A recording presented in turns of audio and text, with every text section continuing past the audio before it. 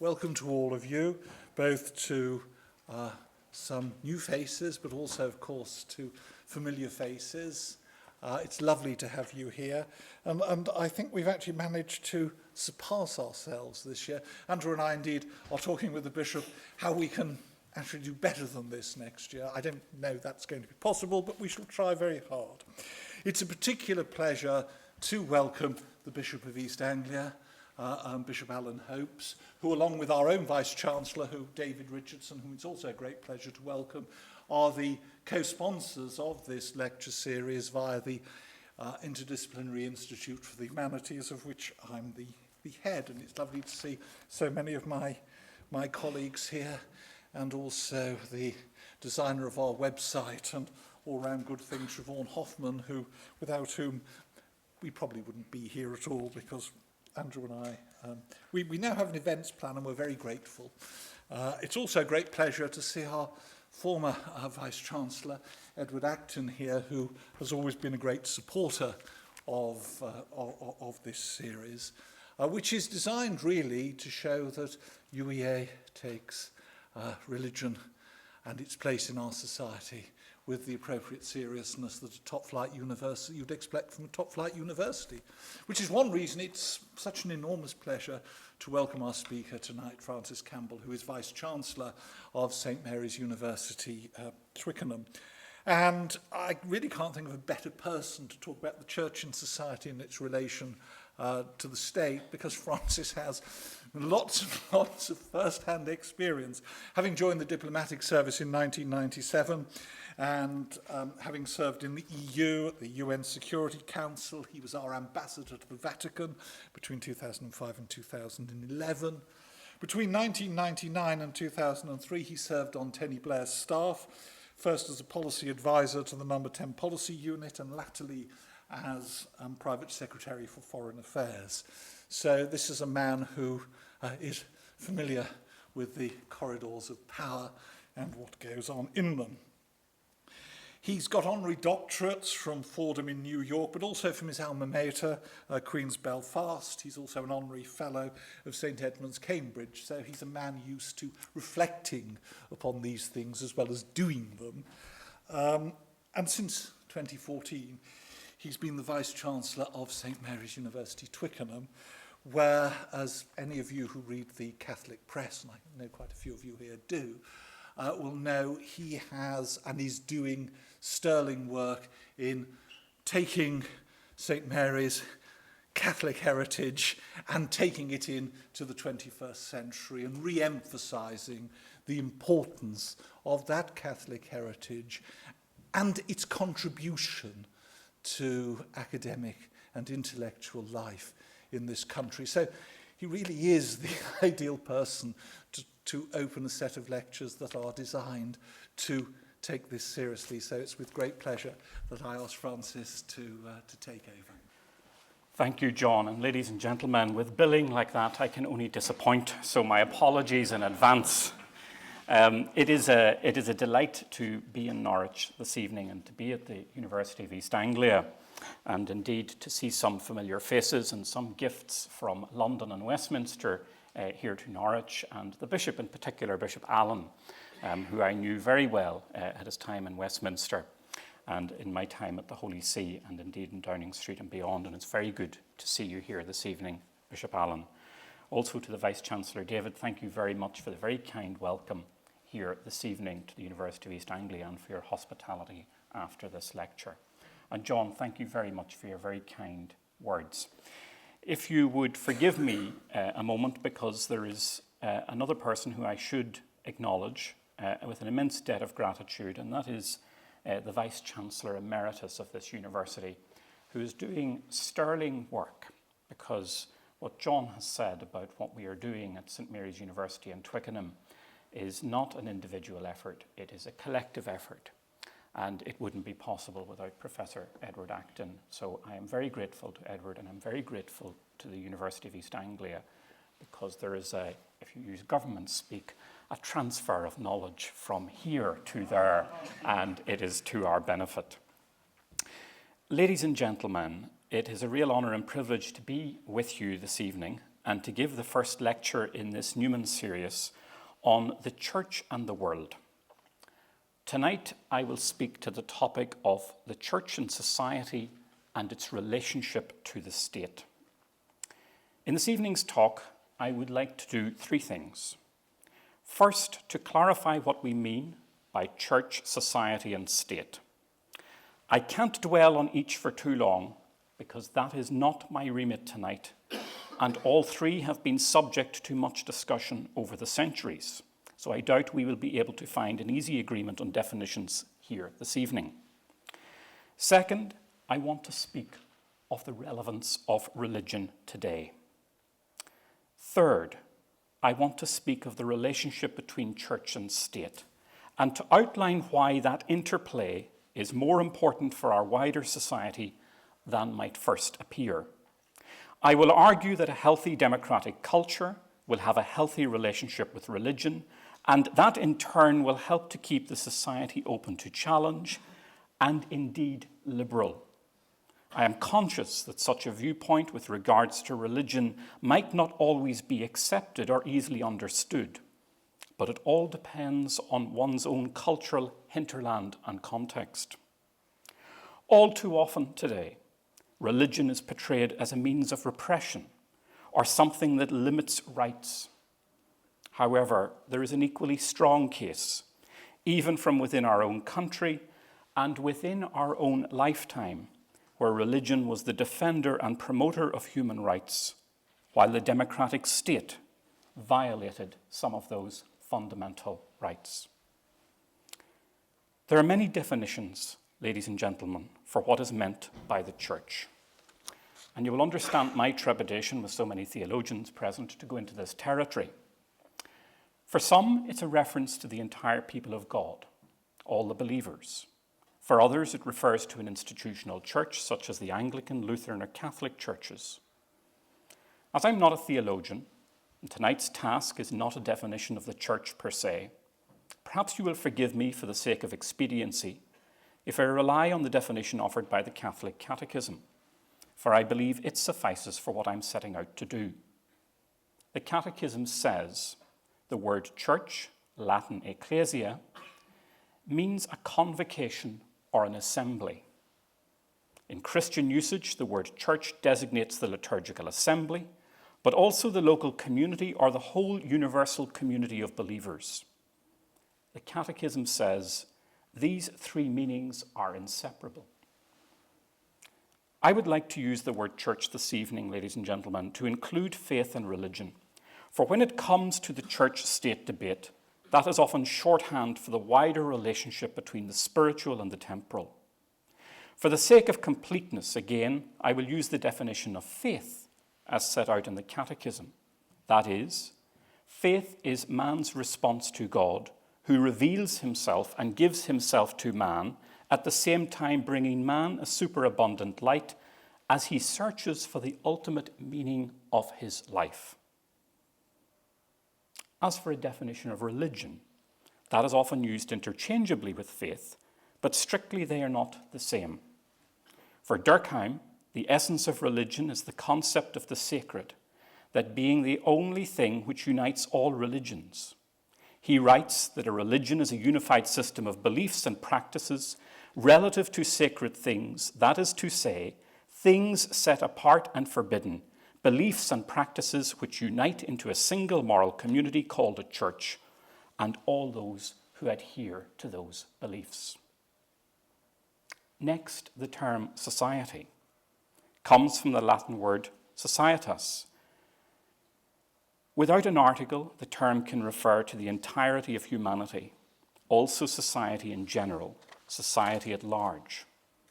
A society is commonly described as a group of people involved in persistent social interaction or a large social grouping sharing the same geographical or social territory who might be under the same political authority. For the purposes of tonight's talk, I will be using the framework of Western society, and by that I mean the area covered by North America, Western and Central Europe, Australia and New Zealand. Culturally, such places share a robust democratic culture, stable political systems, and by and large, stable economic systems, but that cannot always be taken as a given. They allow freedom of religion and expression and are relatively open to international organizations and the international rule of law. My final definition, the state. I'm also going to use the disclaimer that I used when I described the church, because there is no easily agreed definition on what we mean by the state. And again, that is not solely the subject of tonight's talk. But I will nonetheless attempt a definition which I hope can be sufficient for our purposes. The Oxford English Dictionary describes the state as an organized political community under one government. State comes from the Latin status, which translated means condition or status. It is the origin of the word stato in Italian, estado in Spanish, stat in German. From the 14th century, in Europe, status referred to the legal standing of persons and in particular the special status of the crown. Over time, it became identified with the legal order of the entire society and the apparatus of its enforcement. Max Weber describes the state as a compulsory political organization with a centralized government that maintains a monopoly of the legitimate use of force within a certain territory. Some conflate state and society, and in some societies the boundaries between state and society might not exist in the way that they do within the Western tradition. But it is a crucial distinction between state and society, because for some, religion is captured within the state. I will rather situate it within society. I acknowledge that in some contexts, state institutions will include entities and organizations which in other societies would not come under state control, and that includes religious organizations. States can sometimes also be conflated with government. Strictly speaking, they are two separate entities. A government is usually defined as that group of persons controlling the state at a given point in time. You'll be pleased to know that that's the end of our definitions. Which brings me to religion in the world. The presence and role of religion in our society is something that challenges most of us. Religion often poses significant challenges for Westerners. As faith or religion has become increasingly marginalized within the West, there has been a loss of perspective on the part of many, especially elites, with the consequences that fewer people are themselves religious or have a proper understanding of its role or force in society. Although in recent times there has been an increase of interest in the study of faith or religion because of its salience on the public agenda, few actually understand its deeper significance or appreciate its importance. In my experience within the diplomatic service, elites can learn about religion, but few actually learn from it. For much of the 20th century, at least in the Western world, religion seemed to be of less importance than it had been in the preceding centuries. Political ideologies such as nationalism were more to the fore, and later divisions between communism, capitalism, and National Socialism. But for many people, religion remains a source of fundamental values and principles which underpin our civilizations. Faith continues to be a feature of modern life, including in public policy. The evidence from across the world shows that those adhering to a religion comprise about 80% of the world's population, and even those who are without a religion often believe in some kind of spiritual being. Nor, ladies and gentlemen, is religion a purely private affair. Religious organizations, churches, mosques, synagogues, and temples can have a very positive impact on human well-being through their network and impact in wider society via schools, hospitals, and other social and community services. And in developing countries with weak or failed states, it is often religious organizations which provide the social infrastructure in the fields of health and education and economic development. Religious faith, ladies and gentlemen, has the capacity to inspire its followers to acts of self-sacrificial generosity in a way that few political movements can claim to do. Furthermore, many religious groups, especially the Christian churches in Islam, have truly global reach and spread and are players in international politics. A Pew report showed that in 2010, 84.6% of the world's population adhered to a religious faith. 2.2 billion Christians, 1.6 billion Muslims, 1 billion Hindus, 488 million Buddhists, 13.9 million Jews, 405 million adhering to a folk religion, and 58.2 million to another religion.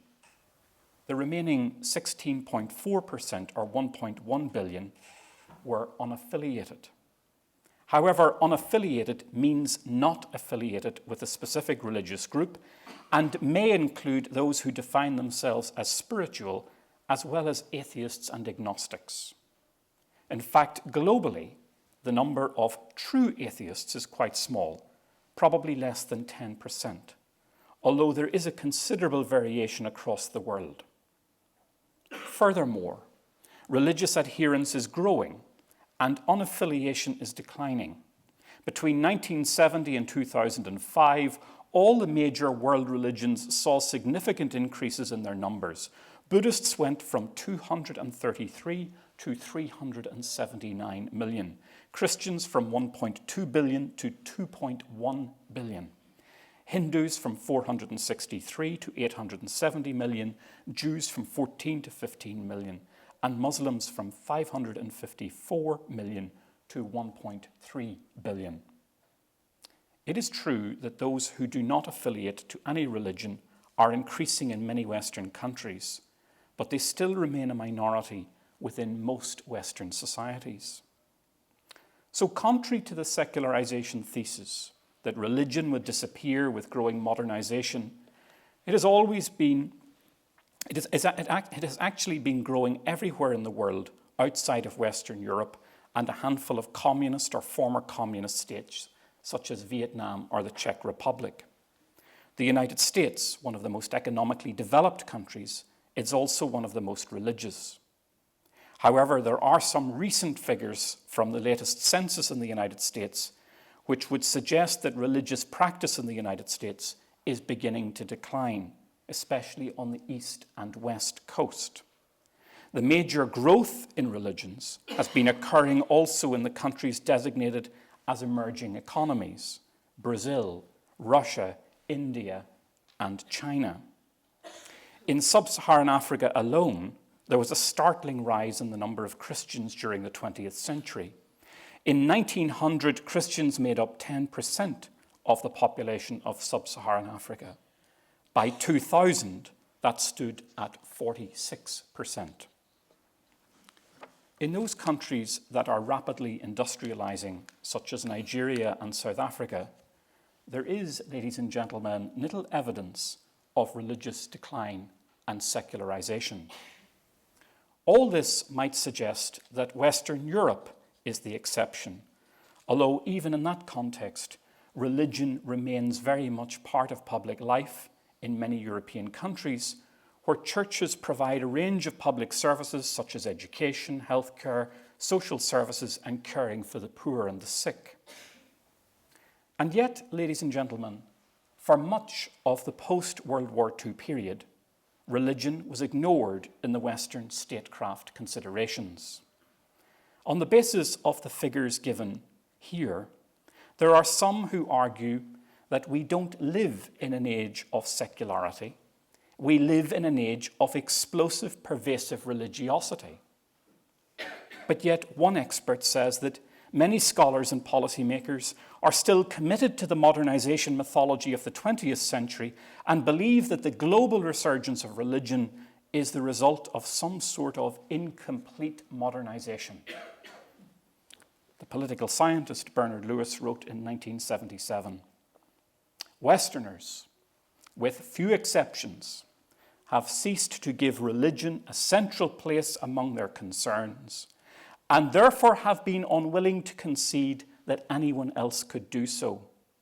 He says, for the progressive modern mind, it is simply not admissible that people would fight and die over mere differences of religion. Written in 1977. I should add at this point that there's an infamous document, I don't know that it's been declassified, but it is there in the public domain, from the CIA, where in the mid-1970s, a researcher in the CIA, in the bunker in Langley, recommended to the then director of the CIA that they do a study on religious leaders in Iran. And the message came back, handwritten on the side, no, useless religious sociology, mid-1970s. But why has religion become so important in contemporary global politics? One answer is connected to major events of the 20th century, and in particular the rise and fall of both fascism and communism. These ideologies sought to displace religion, with the former appealing to a sense of national, ethnic, and in the case of National Socialism, racial identity, and the latter to class struggle. Yet we have seen both of these falling away, while religion has remained and grown. It is also the case that the modern nation state, which has been strongly associated with secularism, is itself in decline as the focus of political and economic organization. The nation state has not disappeared, but the old structured consensus around it, which reached its peak in the 30 years after the Second World War, has given way to societal, political, and cultural fragmentation. Linked to this transformation of the nation-state and the political, economic, and social systems associated with it is globalization, which has created a world interconnected across national borders, as we see, for example, in the global financial system. World religions have played their part in shaping cultural globalization as they offer identities that transcend cultural, national, and class boundaries. In the global village of the 21st century, religious faith finds a natural home. Globalization has also led to large-scale migration flows, leading to an increased diversity of religions in many countries, which had previously been religiously and ethnically largely homogeneous. But it would be misleading to suggest that the developments in religion are something completely new. World religions are, after all, ancient institutions.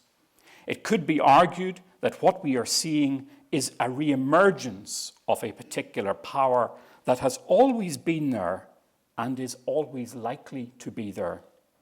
Despite this, some commentators continue to assert that the major global issues involving religion are actually about socioeconomic, culture, nationalism, or ethnicity. The growth of Islamic State is understood as motivated by a desire for economic wealth and political power. The conflict in Northern Ireland is said to be about land and identity and not a religious dispute. And the conflict between Hindus and Buddhists in Burma is about ethnicity and nationalism. It is undeniable that in many so-called religious conflicts, there are numerous other factors involved. Yet just because an issue isn't only about religion, this does not mean there is no religious dimension. So how do we handle religion? Our domestic contemporary societies, and indeed many parts of the world, but especially the Western world, are today searching for a way to deal with ever more complex worlds of difference. This is particularly the case when it comes to religions, as societies struggle to deal with the question of what role religion plays or should play in our respective societies. That is compounded by a growing diversity of religions, and sometimes even questions about what constitutes a recognized religion and how to deal in a fair and equitable way with all religions, beliefs, and none.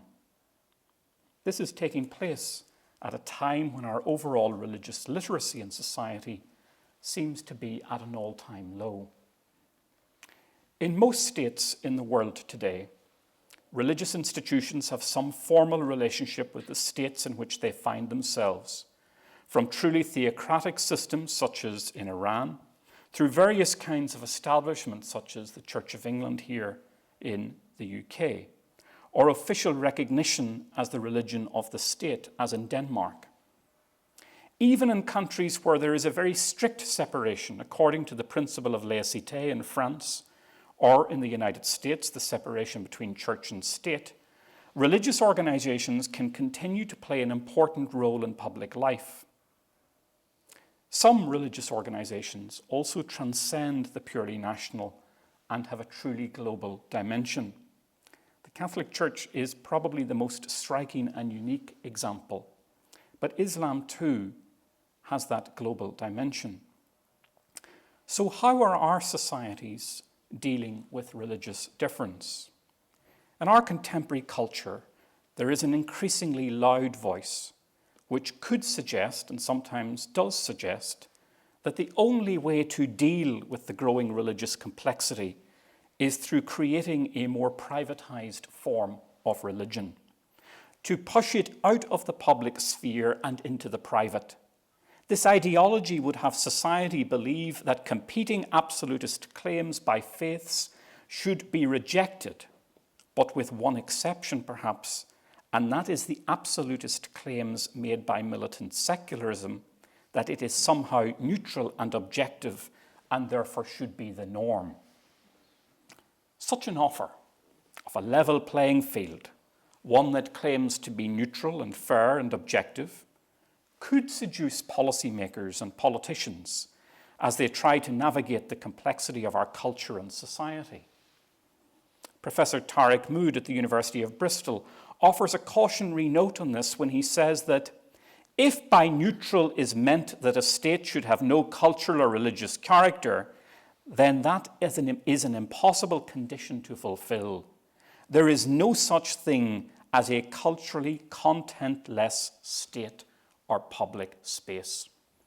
There is no such thing as a culturally contentless state or public space. He says the state will always have some historical cultural character. Every state will draw on a specific set of ethical, political, and legal traditions, and while they will have some element of universality, they will always have some particularity too. Moreover, this particularity extends to the ways in which the state-religion connection is expressed. End of quote. But you can see, still, how policymakers are seduced by the prospect of neutrality and absolute objectivity when trying to grapple with difference. For governments, it might seem easier when faced with competing interests to roll back faith from the public sphere and impose a one-size-fits-all approach, arguing that it is neutral, fair, value for money, etc. But that would raise another set of problems. Neutral from what and fair to whom? In such a new era, whose values would prevail? For Professor Mood, any political norm that tries to exclude religious identities from the public square is incompatible with multicultural citizenship. He says if religious identity faces exclusion, but not identities based on ethnicity, race, gender, and so on, then there is a bias against religious identity and a failure to practice equality between identities or identity groups. But there is also, ladies and gentlemen, the related risk that faith communities themselves retreat from navigating the complexity or promoting the distinctiveness of their offer so that they simply blend in. So how should faith groups avoid simply blending in? How should they stand out? At its heart, faith, in particular the Christian faith in a European context, should see its task in the world as trying to find a reconciling of what some might describe as that 2 centuries-old rupture between faith and reason ushered in at the time of the Enlightenment and developed in the centuries since. Healing such a rupture might see faith and reason as allies, not enemies, and the Enlightenment not alien, but as something which grew out of faith. For much of the past 2 centuries, we have thought of the Enlightenment as ushering in this rupture between faith and reason. Professor Charles Taylor, writing in The Secular Age, said, "Western modernity, including its secularity, is the fruit of new inventions. It should not be depicted as a rupture, but as an evolving story of human history, with the secular and the religious dimensions not juxtaposed, but emerging from the same story." Pope Emeritus Benedict has been writing for much of his life about the risks we face when we separate ourselves from all ethical traditions to rely exclusively on technological reasoning and its possibilities. He said, "This rationality can become devastating if it becomes detached from its roots and exalts technological feasibility as the sole criterion. The bond between the two great sources of knowledge, nature and history, is necessary." End of quote.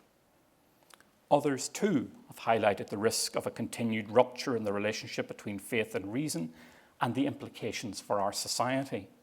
The philosopher Alistair MacIntyre characterizes this as Thomistic ideals coming up against Rousseauist ideals, and this lack of a common language or ability to reach consensus could lead to a Nietzschean amorality of total chaotic relativism. Jürgen Habermas, and doyen of the Frankfurt School, echoed that point when he said, "It remains the case that liberal societal structures are dependent on the solidarity of their citizens. And if the secularization of society goes off the rails, the sources of this solidarity may dry up altogether. That," he says, "could well slacken the democratic bond and exhaust the kind of solidarity that the democratic state needs but cannot impose by law. This," he says, "would lead to the transformation of the citizens of prosperous and peaceful liberal societies into isolated nomads, acting on the basis of their own self-interest, persons who simply used their subjective rights only as weapons against each other." But how to avoid a drying up of solidarity, which serves to provide the glue of consensus that holds our societies together? Again, Joseph Ratzinger provides a framework, and one which partly came from his dialogue in the early years of the millennium with Habermas. He wrote, "Only in these conditions of healthy secularity can a society be constructed in which diverse traditions, cultures, and religions peacefully coexist."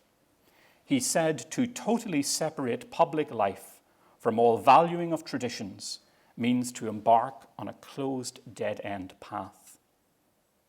Ladies and gentlemen, his healthy secularism is a form of pluralism. So here in the UK, what type of polity do we live in or want? And how does it relate to faith? Is our society a secular one, which only sees a private role for faith? Is it something which is confined to Sunday morning? Is it an individual freedom to worship, but without a collective dimension, which is allowed to manifest itself in society? Will it be a world in which the state emerges with a monopoly on service provision? Will it be a world where faith providers can perhaps deliver a service, but will not be able to call on official funds to do so? Or is our world one which will be comfortable with a multiple number of service providers, with the state regulating the space to sustain acceptable standards in service delivery and content? In such a pluralist world, regulator and service provider must find ways to cooperate, respecting the proper role and remit of the other. To date, the latter model most resembles the story in the United Kingdom. But as in all European countries, there is no guarantee that such a model will always prevail. Choices and priorities will always be looked at afresh, and sometimes what can appear to governments as rather dry technical matters can have far-reaching consequences for society, for the role of the individual in that society, for the ability of organizations to engage and participate, and the very nature of state authority and control itself. Nothing is a dry technical matter. Ladies and gentlemen, there are competing views about the future of our society and the role of the state. Much of it today revolves around the place of faith in society and its relationship to the state. These questions require comprehensive reflection and cannot simply be answered by pointing to the status quo or to history. We must go back to first principles and re-examine the theoretical underpinnings.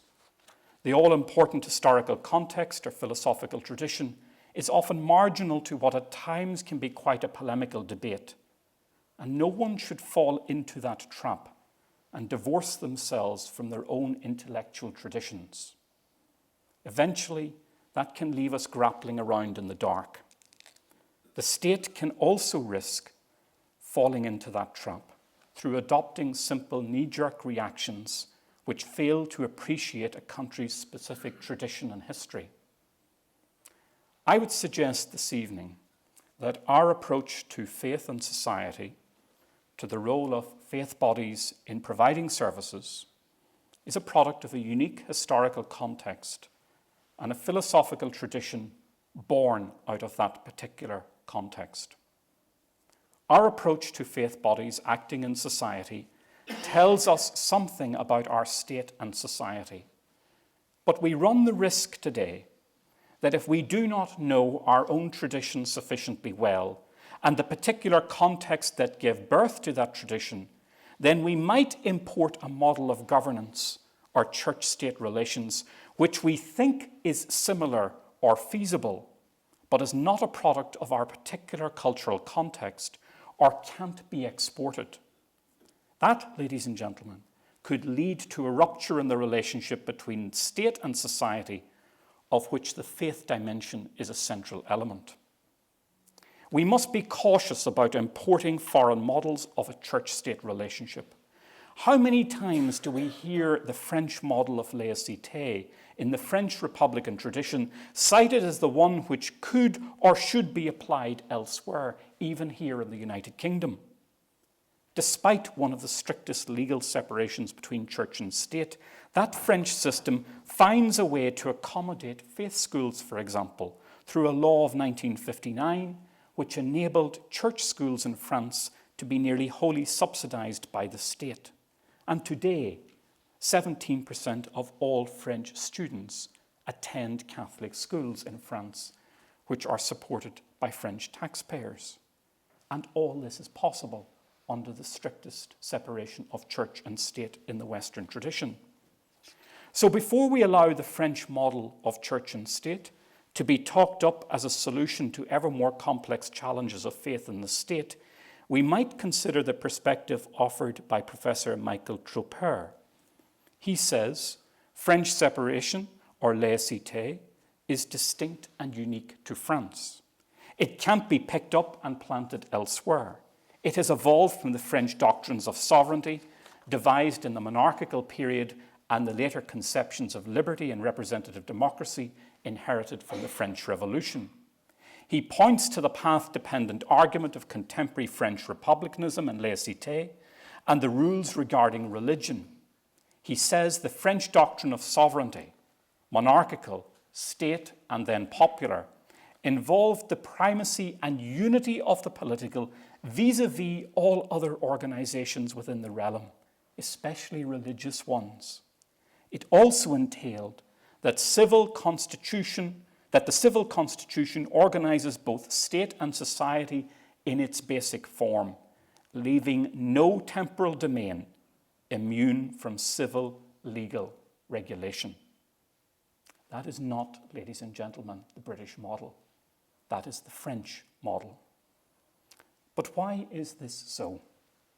Because, ladies and gentlemen, the Enlightenment tradition that we often talk about and base our policies on is neither a single tradition nor a single Enlightenment. The Enlightenment of 1789 is not the same as that of 1776. Confusing the two can create difficulties in policy choices. The European, continental, and US Enlightenments differ most sharply when it comes to faith and its place in the society.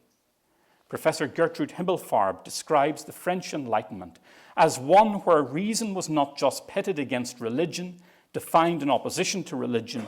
She says it was granted the same absolute dogmatic status as religion. The Enlightenment in the English-speaking world did not accord reason that preeminence, and religion was not the paramount enemy. As a result, the English-speaking world had an Enlightenment which was more compatible with a large spectrum of belief and disbelief. The effect on faith has been summed up as a European continental Enlightenment, which was about freedom from faith, to an American Enlightenment, which was about a freedom for faith. Ladies and gentlemen, the policy choices we make will tell us something about the society we want to build and the role of the state within that society and its attitude to difference and the right to be different. History has shown us numerous examples of how impossible it is to divorce a culture from its past. How faith communities are treated in a state can often be a litmus test for broader freedoms within the society and the place of the individual vis-à-vis the state. Critiques by faith communities can help to reinforce democratic processes in liberal states by ensuring alternative perspectives are heard and groupthink is avoided. So a faith perspective not just helps the state through the provision of services, but helps to ensure the very plurality that keeps the state liberal, that is, open to challenge, open to alternative impetus for change and leadership. Without challenge, democratic states run the risk of becoming illiberal and fostering a culture of uniformity which can be unhealthy for the future of democracy. Western democracies need debate, leadership and vibrant differences to remain alive and achieve renewal. It is their oxygen. A pluralist approach on the part of the state would allow for a variety of voices and providers rather than a singularity of approach. A plural space would be open to greater participation by religious groups and other organizations and avoid authoritarian tendencies. A truly pluralist society would be characterized by a weaker state, often acting as a regulator, but open to a variety of providers meeting acceptable standards and contributing to the flourishing of wider society. But pluralism is not just tolerance. It is an exchange and interest and care for the other. It is not relativism, but respecting distinctiveness. Pluralism tends to view the society as a collection of individuals and groups who compete for political power. In this sense, the state is seen as open to whoever wins the electoral process. That is a view put forward by Robert Dahl, where the state is an open arena for contending interests. This definition of pluralism would allow, even encourage groups to actively participate and engage in the society as individuals or through collective organizations, and would see them as contributing to the common good. For Professor Mood, the challenge when faced with religious complexity is not how to fully de-Christianize our states, but how to appropriately add the new faiths alongside the older ones. He says that what is interesting is that those most uncomfortable with this adding are not Christians or churches, but ideological secularists. What he advocates is an equalizing up, not a leveling down. But ladies and gentlemen, at the other extreme, pluralism is not anarchy. A pluralist society is aiming to do just what it says, to build or administer a society that will be plural. Its goal is a society by plural means, and that will mean regulation and minimum standards. The history of humanity could be said to be about navigating or setting those minimum standards and ensuring a balanced equilibrium between individuals, communities, and the states, or its historical precedents. it is highly unlikely that the boundaries between state and communities and individuals will ever be definitively settled. They are always likely to be blurred, and that is often the challenge of living in a community, balancing interests, rights, and obligations. So in conclusion, what should the church-state relationship be in the context of wider society? Much depends on the views of the government, and that will come down to how the state sees itself with regards to broader society. If the state adopts a pluralist approach, as set out above, then faiths can engage and help to keep the state anchored and liberal. However, if the state sees itself as going down a more absolutist model to the detriment of society, then it is unlikely that faith groups will be able to engage as freely as they might like. That would be a loss to society because of what it would signify, because society would lose some of its most core and basic freedoms at the expense of a never-encroaching state. Ultimately, freedom would be impinged, societal and personal. A state pays, so state rules approach could lead to difficulties for church bodies providing public services and engaging in society. Taken to an extreme, it could lead to totalitarianism and upset the inherent equilibrium in society on which our democratic states rest, as it could reduce difference or the right to be different. The purpose of the state, after all, is to provide the opportunity for a good life for its citizens, not to define such a life for all citizens, or extract resources from those citizens without representation and adequate checks and balances. Nor is the purpose of the state to impose uniform beliefs on a population. While the state can impose reasonable restrictions on the use of public funds, it shouldn't use the threat of deprivation of public funds, either as a matter of outright strangulation of unfashionable beliefs and groups, or to favour unfairly some parts of the plurality over others. That would destroy over time associations and communities that do not hold the state line in every way. To maintain a healthy society, the state should encourage what de Tocqueville called the mediating associations between people and the state that carve out room for a good and virtuous life. But the risk, as highlighted by Alistair MacIntyre, is that the modern secular state sees itself in competition with such communities and associations, and as its resources grow, it will seek to wipe them out. Ultimately, secular states could develop absolutist tendencies which could destroy difference and in turn democracy, as democracy requires difference to function. But also there are risks for faiths. They too must remain active in the societal space. Faith groups in democracies must contribute beyond their own self or community interest, which cannot be too narrowly drawn. Faiths with a right to occupy a social space must commit to protect and promote that social space and the rights of others who hold different positions. Threats to that societal space must be tackled collectively, but not by eroding the space for difference in society, but ensuring its distinctiveness within our overall societal context. Faith groups must also avoid the temptation to be complacent about the future of their societal endeavours or smug about their historic achievements. They must not retreat when faced with a robust intellectual challenge. Pope Francis said, "Do not withdraw from the world, but be active in it." Ladies and gentlemen, I set out this evening to give context to faith in the world by illustrating its relevance and overall weight.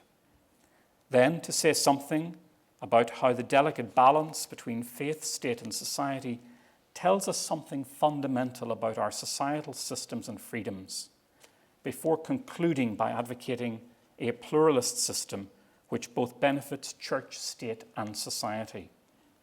That pluralist model of cooperation between the church and state will prove challenging for both entities along the way. Complexity always is. But if our history tells us anything, it tells us that engagement and participation is always preferable to isolation and marginalization, both for state and church, provided one does not lose their independence or distinctiveness to the expense of the other. The pluralist context we have enjoyed in these islands over recent centuries has given us a wonderful system where faiths can engage and exercise considerable freedom. It is a system that evolved and depends on a delicate equilibrium which must be promoted, explained, and if need be, defended from time to time in the political and public arena. Such a system is not without its tensions and challenges, but it remains a fine example of a contract within a pluralist society between church and state, which works to the benefit of both, but most of all, to society in its widest construct. It still has the potential to provide solutions to our contemporary culture as we struggle to define and build cohesive communities and democracies. We must be confident about its ability to serve the needs of today and remain skeptical about foreign alternatives which might appear attractive but are particular to other cultures and histories. The relationship carved out between church, state and society in these islands is one which has taken much trial and error over the centuries and cost some communities dear. That memory might be lost on wider society as it feels it is grappling today with new issues of religious complexity and integration. But it isn't, and churches and universities have a duty to remind our society that in seeking solutions to what society might think are new problems does not need to end up repeating some of our past mistakes. Thank you very much.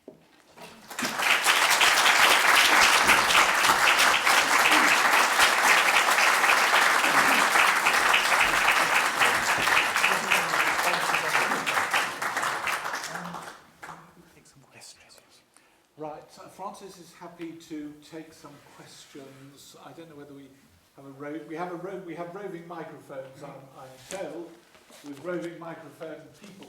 So if anyone does have any questions, please just raise your hand and we shall endeavour to get you a microphone quickly.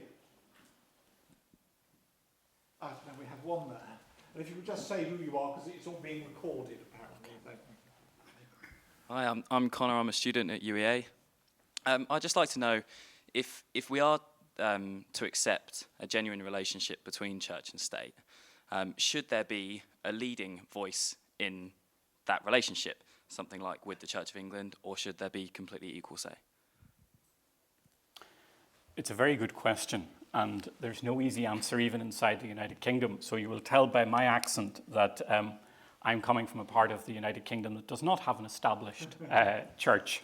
If it was in numeric terms, it would be the Catholic Church, but I think the UK Constitution could not have extended to that in Northern Ireland. It helps. So sitting inside the civil service or government, it helps to have somebody that is a leading voice. And a Jesuit friend of mine who used to help us in Downing Street with some speeches along with Lambeth Palace after the 9/11 situation, described the Anglican Church as a responsible hegemon. And it was very interesting that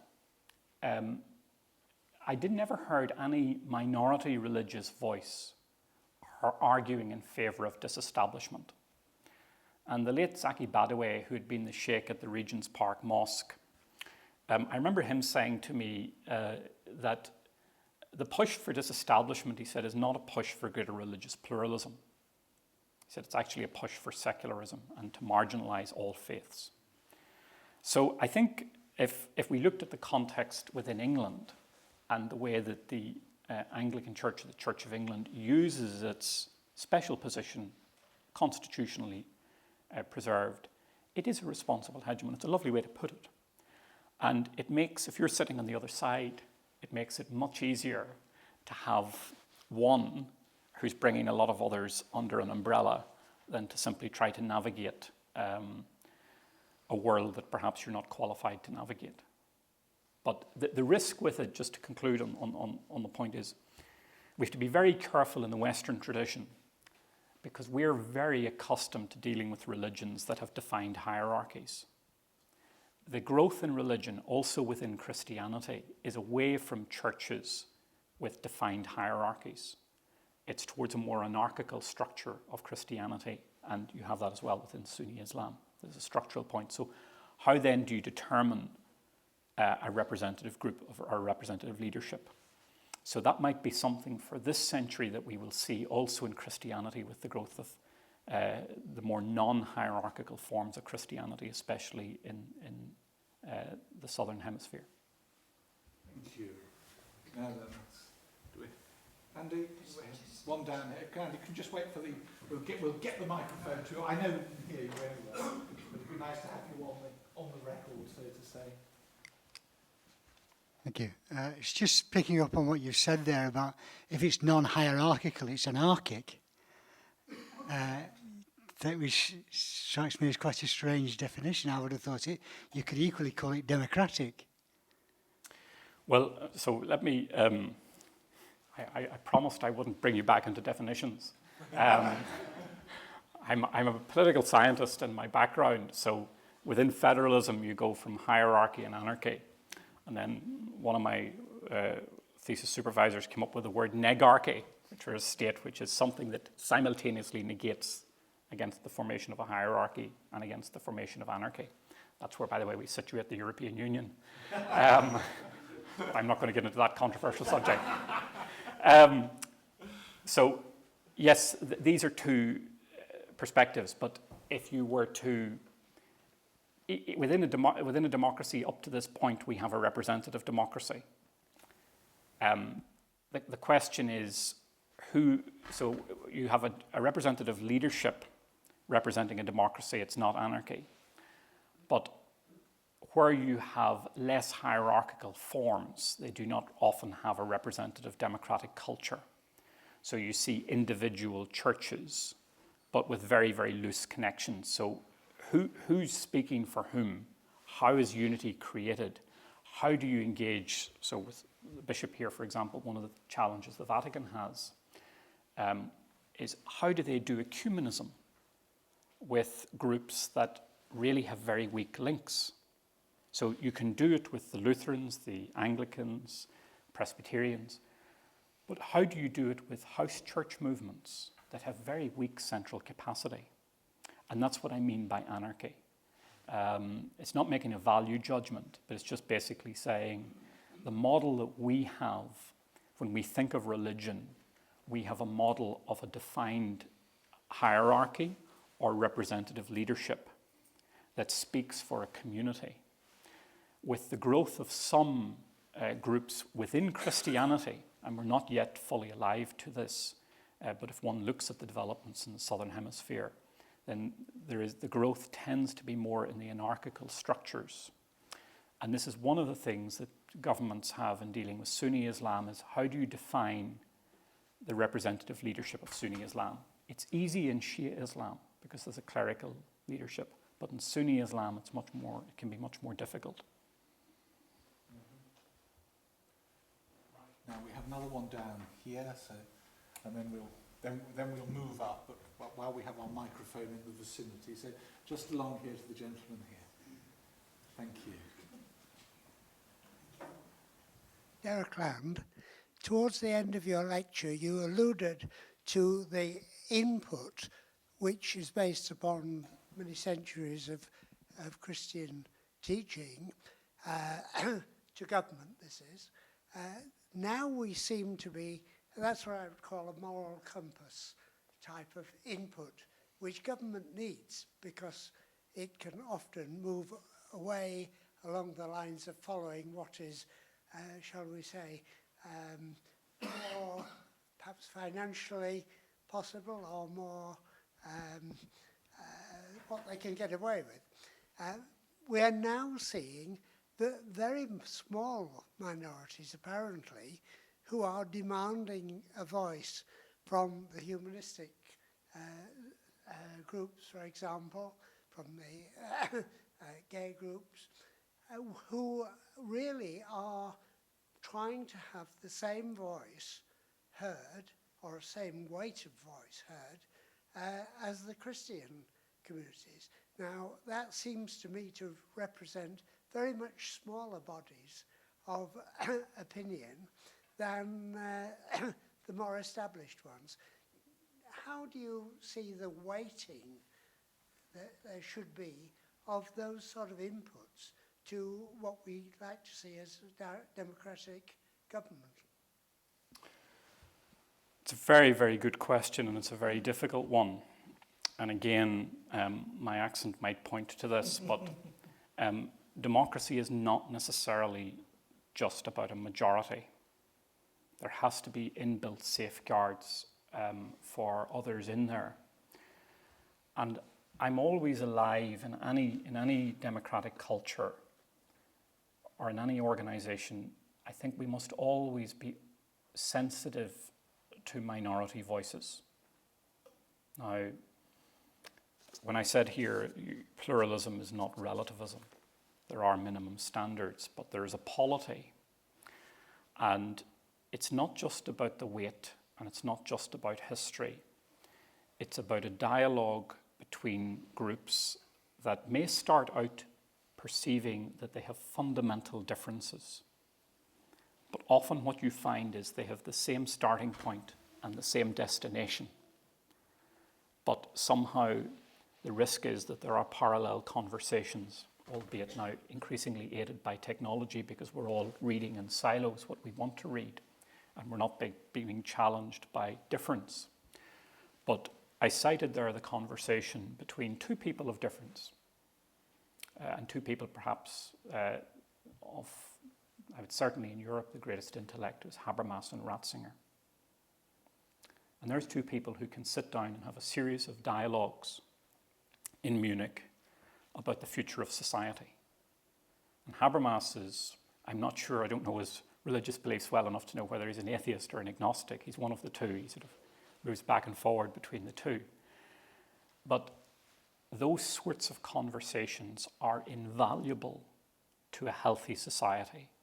Otherwise, we end up running a series of parallel tracks, and you get down to ultimately this sort of war of subjective rights, which is also in here in the text.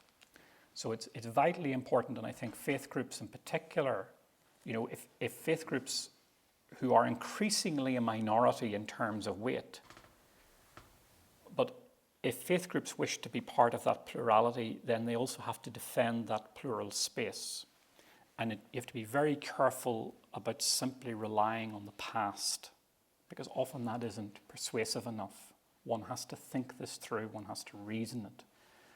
And I think having that sort of Habermas-Ratzinger dialogue at more local levels, provided it's based upon respect, I think is really, really healthy for both faith groups and democracies. Thank you. I think, did we have one up there as I've cruelly been ignoring? So if we just go that way and then up there. Right. As you're nearly at hand. Thank you. I can't quote you properly, but at the beginning of the lecture you said that certain democratic societies had failed to protect human rights or had reneged on them. And in the light of this, I wondered if you'd like to comment on Donald Trump's debacle over abortion. Which part?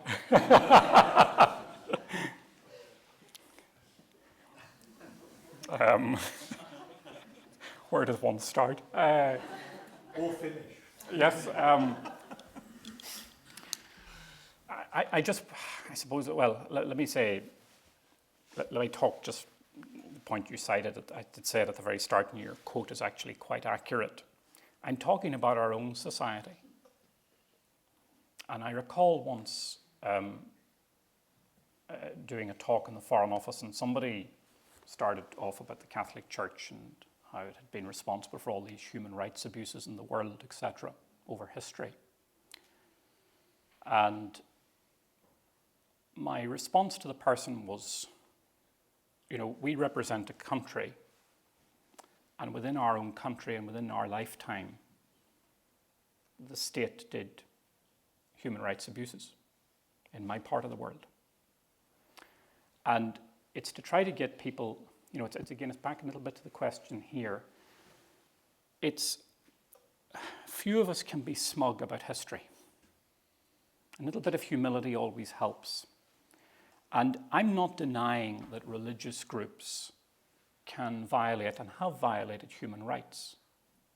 But there's no pedestal for states. So in my experience, which is as valid as anyone else's experience, growing up for me, the Catholic Church was the defender of my human rights. There were two places where in the public arena outside the home where I felt safe. One was in school and one was in the church.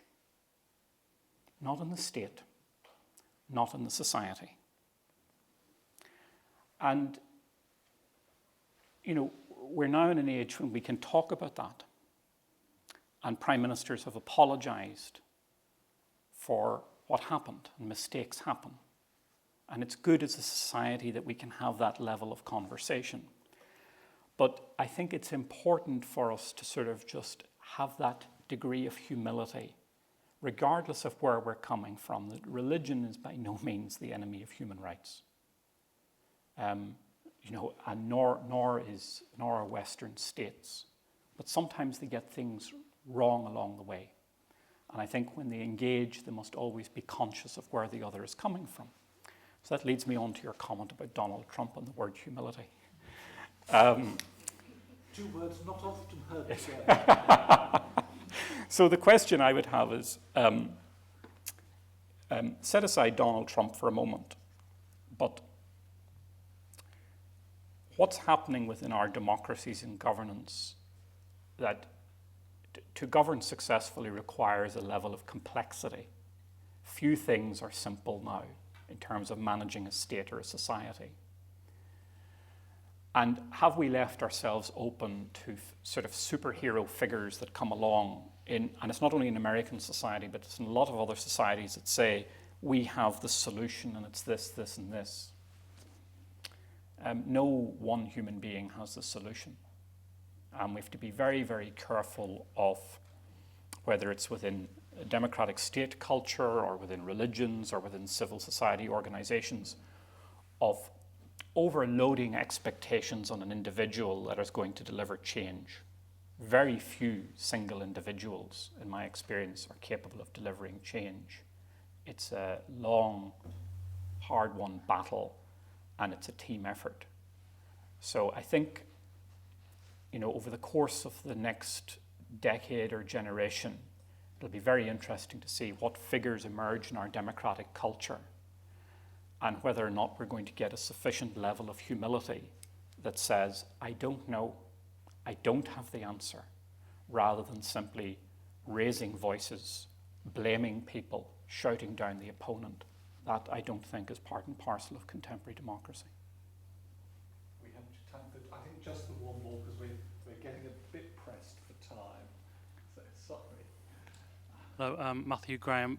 I think your argument was around pluralism and that religion can be a force for social cohesion, and that's how we should be arguing. But clearly there's views that religion can be a force that disrupts and can dissolve social cohesion as well in different ways. So how would you kind of present the argument in that way? So it's an argument that's made. Multiculturalism seems to have become something in this country that's out of fashion at the moment. I think that's sad. I think it has worked for the vast majority of the society. And in here, partly around the thing in relation to relativism and anarchy, that there are minimum standards in there. There are boundaries. It's not without, pluralism is not an anything goes mentality. But there is something wonderful about the polity that we have constructed, or the society that we have constructed, that allows us to have multiple identities. That one can be a citizen of the United Kingdom, and you can also have your religious identity or your national identity, and you can have many other aspects of your identity associated with that. That appeals to me. And it includes, if I had an identity that said to me, you must be a French Republican and nothing else, I don't think I would have been able to engage, coming from my background, into French society, because I would have had to have left too many things outside. So there is something about, there is a strength, I believe, in that pluralist system that I think we need to be more confident about. It can take a long period of time, but I would cite one example, and again, it might give solace to some of the things we face today, and we have to be very careful not to exaggerate some of the issues in our society around particular religious groups, because it's still a small minority that are doing some of these things. But think of the Irish question in British politics, and think of the conflict of identity that many British people with Irish identity felt. They were torn. They were neither accepted in one place nor the other. And think of the reconciliation that a few words can say. And I'll finish on the quote of these words, and somebody said they weren't doing justice to my quote, so I may apologize to the Queen because I may not do justice to her quote. But when she spoke in Dublin Castle during her visit, she said something which was remarkable, not only for the Irish context, but for, I think, many contexts where a healing is required or a diversity is needed. She said, with the benefit of historical hindsight, there are some things which one would do differently, or perhaps not at all. And to see the reaction of that, and again it comes back to how a minority hears that, from that comment, the Queen got more letters on that visit than any visit of her reign. And do you know where most of the letters came from? Where do you think most of the letters came from? No, they came from here. They came from people of Irish descent over multiple generations living in Britain. And it was that people felt that they could have that multicultural identity, and to hear that coming from the Queen's mouth with such a fraught relationship, you know, one has to think back to the 70s and the 80s. So I think that on balance, I think we do a good job of integration in this society. And I say that as a Northern Irish Catholic, and with experience of a state when we didn't do a good job in Northern Ireland during most of my lifetime in integrating.